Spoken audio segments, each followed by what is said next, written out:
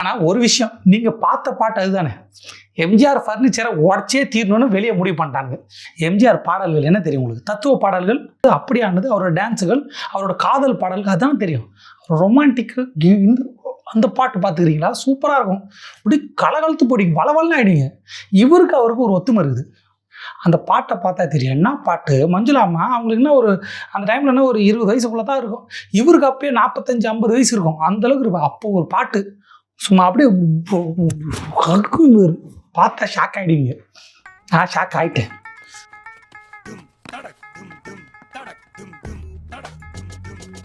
இதுக்கு தான் எனக்கு எம்ஜிஆர் பிடிக்காது.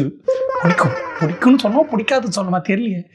என்னமா மனுஷன் நடிச்சிருக்கான். நடிப்பை பாருங்க, நடிப்பு அப்படியே கொட்டுறா மனுஷன். என்ன சிவாஜி என்ன நடிச்சார் இதுங்க பாருங்க. நடிப்பை அப்படி அப்படி ஒரு பொழிஞ்சாருன்னா, அப்படி ஷோல்டரை பிடிச்சி அப்படி அழுத்தினார்னா அப்படியே இது வான்னு ஆகிடுவேங்க.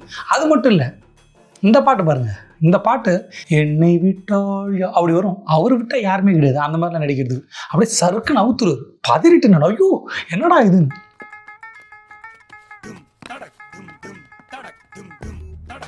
எம்ஜிஆர் பாட்டு இதெல்லாம் பார்த்துக்கிறீங்களா?